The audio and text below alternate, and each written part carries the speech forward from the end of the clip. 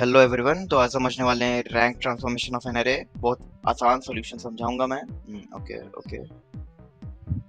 Hello everyone, तो आज समझते हैं लीड कोड का question, rank transformation of an array. ये आज का प्रॉब्लम ऑफ द डे भी है। बहुत आसानी से समझेंगे 10 मिनट के अंदर। चलिए स्टार्ट करते हैं। क्वेश्चन कह रहा है कि हमें एक एरे दे दिया गया है और हमें एरे के हर एक नंबर को उसके रैंक के साथ रिप्लेस करना है। अभी रैंक से रिप्लेस करने के लिए कुछ रूल्स भी दिए गए हैं। Rank is an integer starting from 1. The larger the element, the larger the rank. If two elements are equal, the rank must be same. Rank should be as small as possible. ठीक है, अभी समझते हैं इसको एक simple से solution के साथ। अभी आपके कॉलेज में एक मैराथन हुआ है, ठीक है। 4 लोग भागे, ए बी सी डी, ठीक है।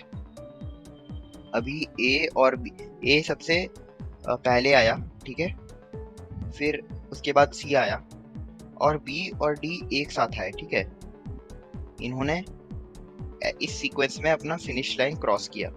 तो ए को रैंक हम 1 देंगे, सी को हम रैंक 2 देंगे, और सिंस बी और डी एक साथ आए थे इसको हम रैंक 3 देंगे, करेक्ट।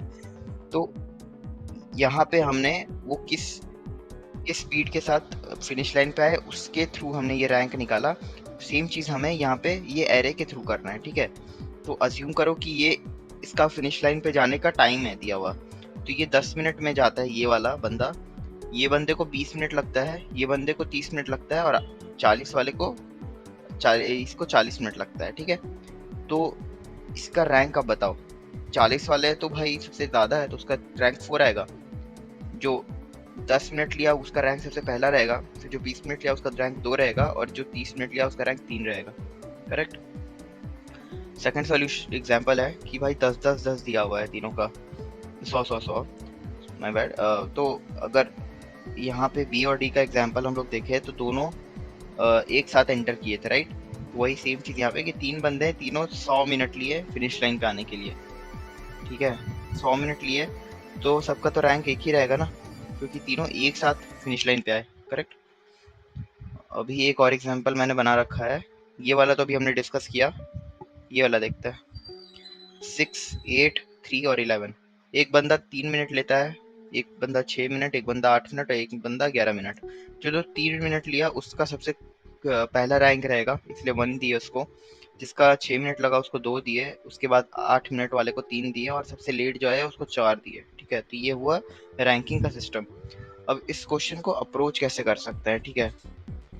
अभी ऐसा समझो कि हमारे पास 40 10 20 और 30 दिया गया है, ठीक है।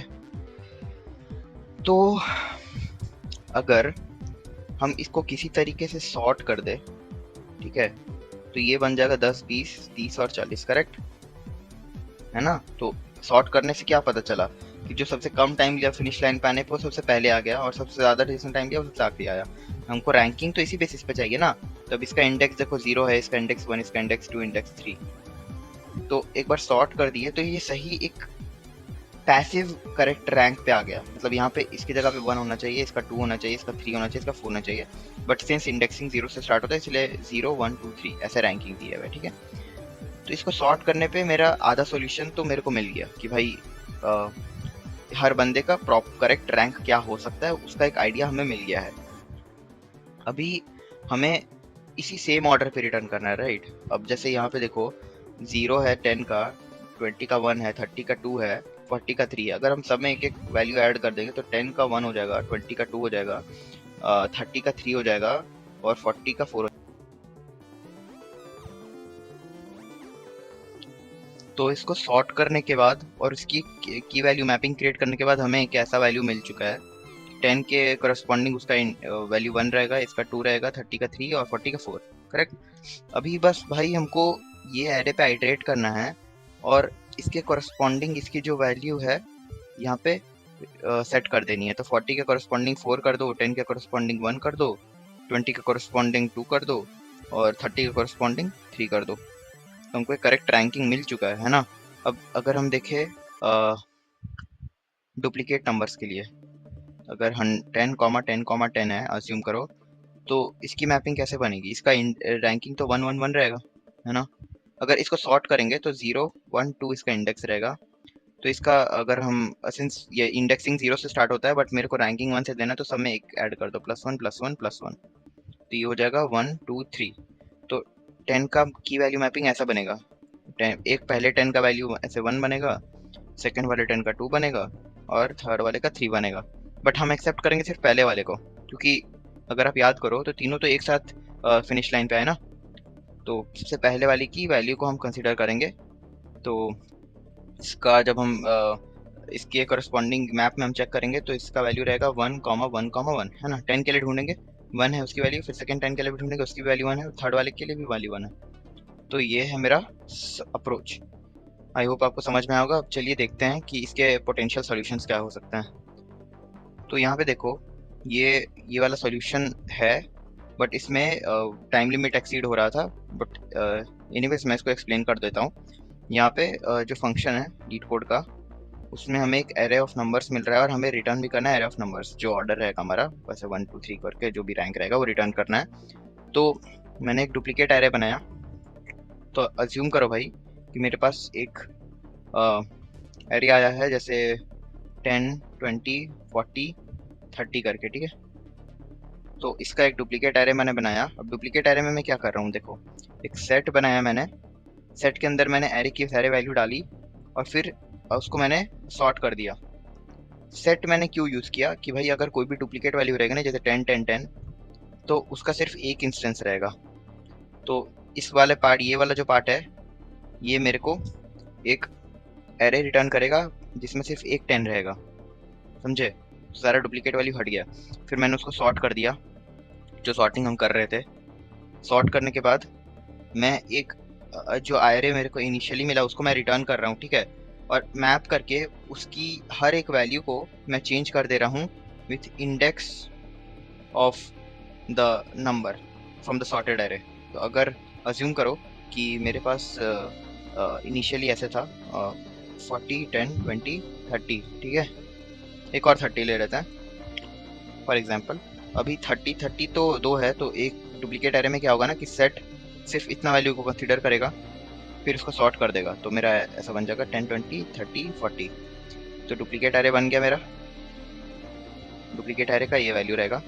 फिर मैं एरे के हर एक वैल्यू को इसके इंडेक्स के बेसिस पे रिप्लेस कर दे रहा हूँ। तो एरे का जो पहला वैल्यू है 40, उसका मैं उसको मैं रिप्लेस कर रहा हूँ डुप्लीकेट एरे के इंडेक्स के साथ। तो इसका इंडेक्स 1 2 3 4 है ना, 0 1 2 3 है। तो 3 इसका रैंक लेकिन रहेगा 4। तो इंडेक्स ऑफ 40 +1 कर दिया, तो 4 मेरे को मिला। तो पहला रहेगा 4, फिर सेकंड 10 के लिए चेक करेंगे तो 10 का इंडेक्स डुप्लीकेट में क्या है, 0 है, तो 0 + 1 1। फिर 20 के लिए चेक करेंगे, 20 का क्या इंडेक्स 1 है, तो 1 + 1 2 हो जाएगा। फिर 30 के लिए चेक करेंगे, 30 के लिए मेरा इंडेक्स है 2, तो 2 + 1 3 हो गया। फिर एक और 30 के लिए चेक करेंगे तो उसका भी इंडेक्स +1 ये हो गया। तो ये मेरा रैंक रिटर्न हो जाएगा। बट इसमें क्या प्रॉब्लम है कि इंडेक्स ऑफ ना हर बार एरे में आइटरेट करके उसकी इंडेक्स को ढूंढता है। तो अज्यूम करो कि हमारे पास 100 एलिमेंट्स हैं, तो बहुत ज़्यादा रिसोर्स कंज्यूम होगा। इस वजह से हम लोग जो सर्चिंग है इसको बिग ऑफ 1 से हटा के बिग ऑफ n से रिप्लेस करके बिग ऑफ 1 कर देते हैं, है ना। इससे हम लोग जल्दी अपना जो एरे में जो नंबर है उसका इंडेक्स हम फेच कर पाएंगे। तो उसके लिए मैंने क्या किया, अप्रोच बिल्कुल सेम है, बस एक मैप इंट्रोड्यूस हो गया है। यहाँ पे एक डुप्लीकेट एरे जैसे मैंने बनाया था प्रीवियस क्वेश्चन में, तो उसमें मैंने एरे से सारे यूनिक एलिमेंट्स निकाले, उसको सॉर्ट कर दिया। तो पहला स्टेप तो सेम है भाई। फिर सेकंड लाइन में मैंने एक मैप बनाया with type of number comma number, तो इसका की भी नंबर रहेगा, इसका वैल्यू भी नंबर रहेगा। फिर मैं जो डुप्लीकेट एरे है उसमें इटरेट कर रहा हूँ, ठीक है। तो अज्यूम करो कि मेरा डुप्लीकेट एरे ऐसा बना था 10 20 30 40, ठीक है।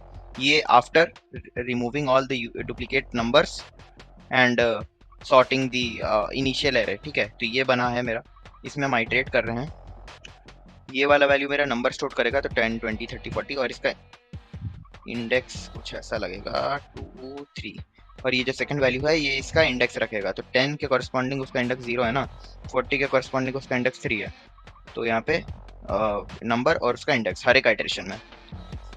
अभी क्या कर रहे हैं कि जो मेरा मैप है उसमें हम ढूंढ रहे हैं कि क्या भाई मेरा मैप में तुम ये रखे हो, ये वाला नंबर है 10 है तुम्हारे पास। अगर 10 अनडिफाइंड है मतलब कि 10 मैप में नहीं है तो सेट कर दो भाई। तो 10 के कोरस्पॉन्डिंग उसका इंडेक्स +1। तो +1 तो जैसे हम पिछला वाला में भी कर रहे थे वैसे ही +1 कर दिए। तो इसका मैपिंग ऐसा बनेगा, 10 के लिए मैप बनेगा 0 + 1, 0 है इंडेक्स और +1 हम ऐड कर रहे हैं अलग से।